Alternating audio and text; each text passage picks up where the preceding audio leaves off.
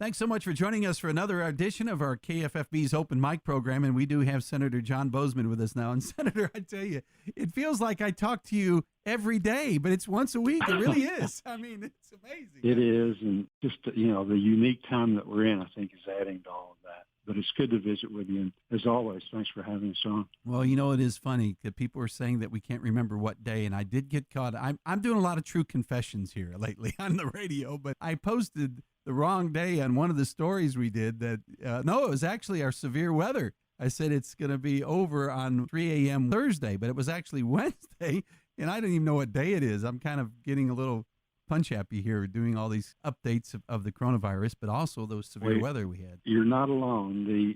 One of the most Googled things right now is, what day is it?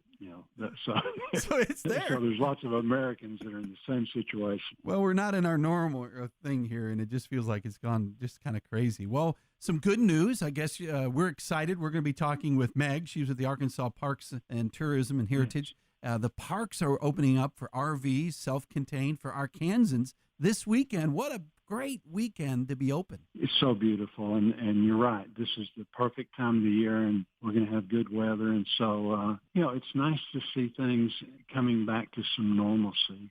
So I think we're all excited about that. I've got complete confidence in the governor. I know whatever decisions he's making, they're being made using common sense, and then also the healthcare providers that he's surrounded himself. Dr. Nate Smith is doing a great job, and then Dr. Patterson at UAMS. We're blessed. We've got a great infectious disease team, but it is good to see that we're seeing some sign of some relaxation, and they're going to do it in an appropriate way based on the facts and medical science. But I think everybody's yearning for a little bit more of a return to normalcy as possible. That's true. And then we've not only have the Arkansas parks opening up this weekend, again, for RVs, self-contained, be very limited services, but they also encourage folks to get out and walk. It's a beautiful weekend. Mm-hmm. And then on Monday, we got gyms are going to be opening up and fitness centers, which they've got some directives on that as well. Well, that is. And that's another thing that's coming about, which is nice and important. And, of course, all of us being in a situation where we haven't gotten out like we normally do probably need a gym. I know that, lots of junk food is being consumed at our house, and my wife is an excellent cook, and so she's been baking up a storm, but because of that, certainly I need to do more walking, although something I really enjoyed is really getting into the habit of getting out and take some walks and just kind of enjoying things. That's a good thing. And I've been doing that as well. It's just beautiful. I mean, this is probably one of the prettiest springs I can remember, and we get to go enjoy it this weekend with an RV if you have one, or go out into the parks. Another thing that as well is a gymnasium on Monday, the 4th, they get to open. On Monday, May the 11th, the restaurants will have limited sit-down dining, and they've got a directive on that, but that's some really good news coming as well. Well, all of those things, again, just the idea that we're going to return to some normalcy, using good common sense, continuing to social distance when we're in those settings, those are positive things. I desperately need a haircut. When is that going to happen? That's coming later. He's going to announce that tomorrow, I believe, so we are ready. I'll be honest, my wife got the scissors out and caught me this morning. She says, "That's it? Stop." I said, "What?" "We have got to fix your hair." I was looking a little shabby, I guess, so she did a little trimming, but Kathy's trimmed on me a little bit too. But like I said, I desperately need a haircut. Yeah, well, at least hopefully we'll get that here shortly. I think they need to take a picture of all the senators when you all get back, because I'd like to see the hairdos that's going on right now. Yeah, that would be some talk about. Well, I normally need a haircut. At least I've got an excuse now. That's right. Well, we have so much of positive. I really think these are all positive steps, but also another one, the CARES Act is delivering critical funding to Arkansas. Let's talk about that for a moment. I mean, there's a lot of good things going on, really. There is, and really when we talk about the CARES Act, we're not talking about stimulus. We're talking about just supplying funding so that these entities can continue to operate. So we had significant funds being sent to hospitals. In the original bill, we had $100 billion. We just passed another bill with $75 billion in it, primarily along community hospitals, which are so very important. They've been hit very, very hard Well, one thing, John, we need to mention too to the hospitals. Many folks don't understand that the hospitals are under financial strain because of the coronavirus. Address that a little bit into the Reader's Digest form for folks that don't understand. Just because they have the coronavirus, it really has stopped so much going on in hospitals. The hospital's bread and butter really are the elective procedures. We're in a situation now where the hospitals were asked to empty out all of the possible beds that they could in anticipation of this great surge of patients. Well, we've been blessed. We haven't seen that in Arkansas. And so as a result, the hospitals have really been sitting idle. And you'd think, here we are, everybody's sick, we've got all of these problems. The medical community would be doing great, but really the opposite is true. People are afraid to go to the doctor right now unless they're really ill. And certainly the elective procedures, knees, hips, cataract surgery, things like that, all of that has been placed on hold. And so the cash flow of the hospitals really is in a desperate situation. And most of these hospitals, most of our community hospitals, were not in that great of a shape anyway. And so because of that, we've recognized the problem. We want to protect these hospitals, which are so very important. Those are generally, in a county, those are generally your best paying jobs in the communities. You lose your community hospital, you lose your doctors. That's the first thing that businesses look at when they're deciding, where you want to locate, retirees, where they want to retire to. So it is really important. And the good news is, like I said, that I've been pleased with the efforts that have been made to help protect them. And going to be looking, to make sure that we don't need to shore them up a little bit more. Housing, we received some HUD money a week or so ago. The airports received some money. So these are good things that these are entities connected, to the state that are so important, just the basic infrastructure of our state. And it's important that they be able to maintain themselves so that once this is over, we've got these entities to go back to. And so that, along with the new tranche of the Payroll Protection Act, the PPP program, additional dollars have been applied for there and will be coming out. So I think there's a lot of positives along that line, which, again, are important for the country, important for the state of Arkansas. Now, there's another talk that people have been talking about a lot lately, and that's the food supply chain, which that is very important, and I think it's been really kept up very well considering we had so many more people going to the grocery store that ate out a lot. But what about the food chain of the beef? The beef industry seems like it's coming under strain.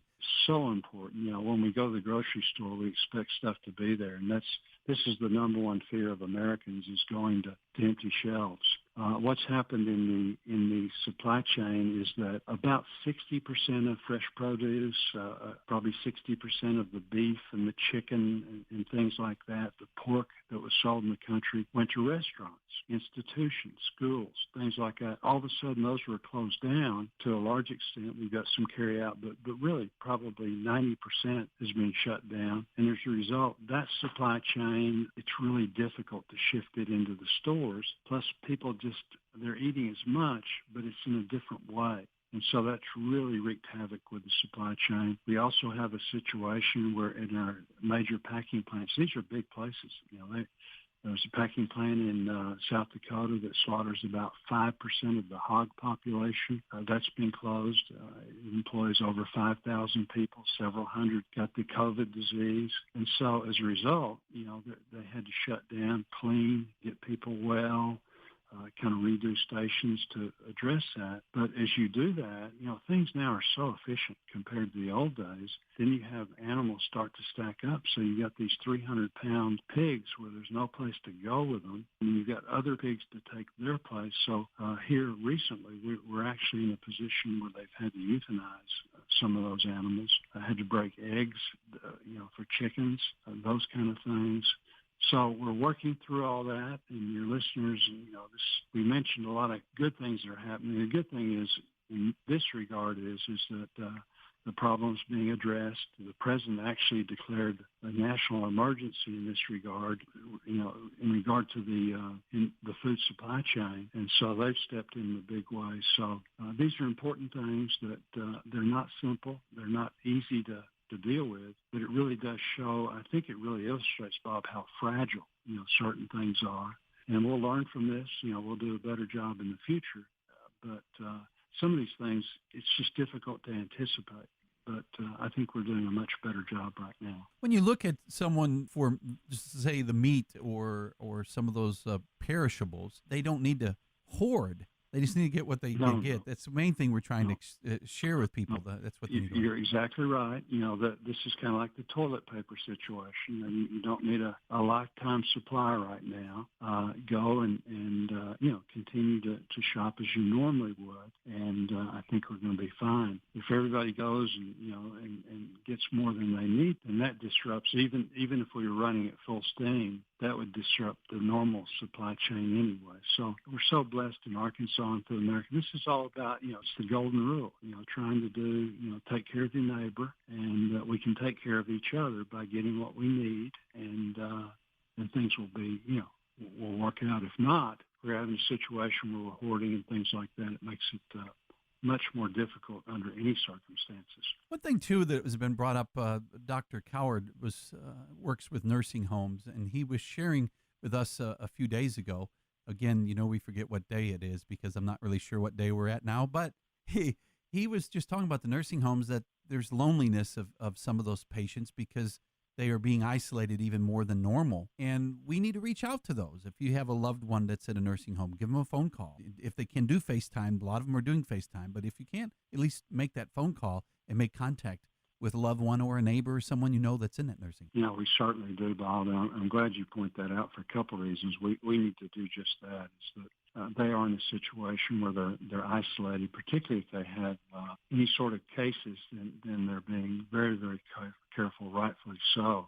With technology, it's a little bit easier. The other thing that we need to be so thankful for is the people that are in there working hard, taking care of the people that are in assisted living, nursing homes. Those staffs are doing a great job, and besides doing their regular job, plus some, because they're having to be so careful protecting themselves, but as importantly, maybe even more so in some cases, not spreading disease within the institution. And so we really want to thank those people that are doing such a great job. But you're right. It's like we talked about earlier. We just have to, I think, be especially thoughtful during these times and working together. We're blessed. We're the greatest, freest country the world's ever known, and we're going to do whatever it takes to get back to normal. But it has made it really a more difficult situation with a population that's particularly vulnerable. With you serving on that commission or the assigned by the president of the supply chain, when you look at that, though, this makes us even better when we go through something like this because we are addressing problems maybe we didn't know that were quite there, but we'll be able to make it even better for the next go-around of problems that we might have. You're exactly right. There's going to be, we'll start the oversight hearings and things like that. Not in a manner to punish people, although in some cases that might be very appropriate, but more so, so much more important to learn from what's happened so that, we're in a much better situation if another pandemic breaks out at some point, that we can head that off. And so we are learning. We're learning as we go. It's hard, in the sense of these programs that we've done were huge programs. They were done very quickly, rightfully so, in the effort to get resources out to help businesses and people survive. But now I think it's time to put on the brakes a little bit, look back and evaluate what we've done, what we need to do in the future in order to help the economy survive. But yes, you're exactly right. I think the other thing, Bob, is we certainly didn't realize, I didn't realize, and I'm in a situation where I'm privy to lots of information. I don't think anybody realized how dependent we were on China for our medical supplies. And I think that's something that we really need to look at. Maybe provide some incentives to bring, a good portion of that industry home for national security reasons. That's true. That's something some folks have realized, that, China makes a lot of things, and that's what slowed down some of these items that we brought in that were crucial, just like the hand sanitizer. That's becoming a very difficult item to find, but there was an Arkansas company that converted over to doing that. So that was kind of neat. Yes. Yeah, people have, chipped in and done that. It's really a difficult situation now with the personal protective gear, part of that is the Chinese now have simply cut off. They're not exporting it because they desperately need it themselves. That's not a good situation. And even the American companies, there's a huge 3M plant there that makes literally tons of this stuff, but haven't been, they're not allowed to ship it to the United States. So those are things we need to deal with, in a common sense way. But like I say, for national security reasons, we don't want to get ourselves in this situation. Okay, you're going to be going back to D.C. without a haircut, but that's okay. Arkansans are, we all don't have a haircut. Yeah, but I'm sorry, I just had to throw that in there. But, really, when you look at this, you're going to start back to some normalcy before some others. Tell us what we can expect next week when you go back to D.C. Well, we'll be going back. Our first vote will be on Monday. And the Senate's a little different than the House. Our numbers are so much smaller, so it's easier to control things. And then also, we're in the personnel business. So many of the administration's people, and you're constantly, losing people for various reasons and then gaining people. And so a lot of those people have to be confirmed. And so we'll be confirming people in that regard, so that the president, whoever the president is, so the president, the administration has the staff that they need to function. We'll be doing those things, the appropriations bills, the spending bills, the normal spending bills that, have to do with so many different things, defense being there, education, transportation, all of those things need to be dealt with. And so we'll be working hard on a lot of the things that aren't so glamorous, but they're the underpinning of the country. We'll also be doing some hearings looking at the effect of what we've done so far in regard to these major bills that we've passed and looking to see what we need to do in the future, where the areas that we need to shore up, and maybe some areas that we've done that haven't worked, and to readdress those. Well, we got standing by Megan Matthews with the Arkansas Department of Parks, Heritage, and Tourism talking about this weekend, the RVs. You're encouraging folks to go to the state parks, Arkansans only. This is kind of nice. It is nice.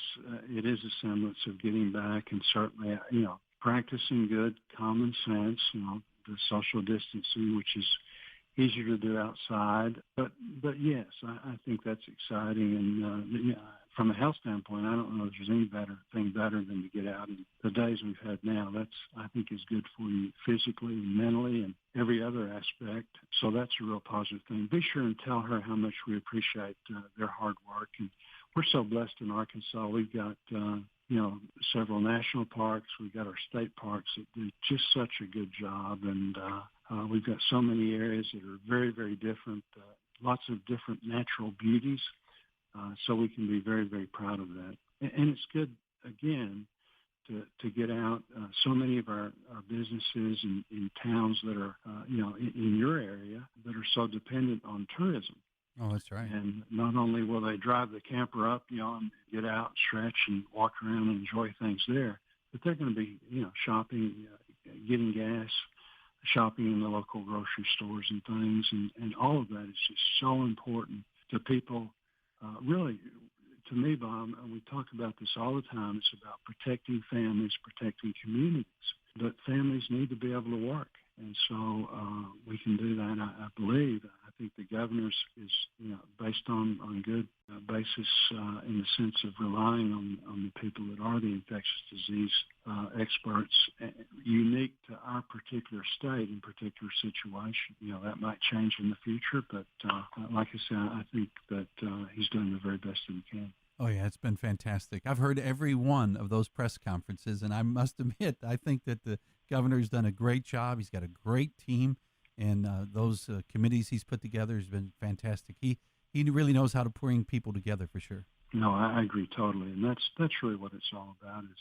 And he's very, he's very approachable. He's got a reason for the things he does. And the other thing, too, is that he's not, I don't believe he's, a guy that is, we're going to flip on the switch no matter what, or we're going to do this no matter what. He certainly appears to be very willing to take the advice of his experts and go forward. If we need to modify that in the future, then we will. Well, someone has been asking each person that we're interviewing, saying, what's the meal is he going to have when he sits down with his wife? What's the first meal you're going to have? Well, we talked about that a little bit. I'd really like some Mexican food.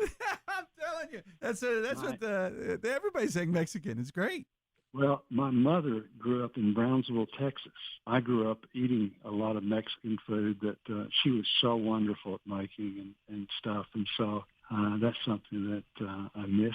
And, not everybody can do that. Well, it's going to be a lot of fun. And I didn't have any Oreos or M&Ms during this interview. I haven't ate any of that. So I'm really proud of myself. What did you say that the M&Ms and Oreos, what were they? What was the calorie content? Let's see. The Oreos are 170 calories per 3 cookies, and you get 12 pieces of peanut M&Ms. They're 140 calories. So yeah, that's so scary. I mean, I'm a grab them by the handful guy. If the M&Ms are in a vase, then I'm the one that has trouble getting his hand out, from the vase. So. Exactly. Well, we appreciate you talking with us, and it does feel like we talk daily, and some people think we do, but they're losing track of time as well, just once a week. No. Well, we appreciate you, Bob, and like I say, be sure and holler at us, any of your listeners. If something comes up, if they're having trouble with any of these programs, be sure and let us know, and we'll be glad to our best to track it down, okay? Okay, and you have safe travels to D.C. Thank you so much. Appreciate it.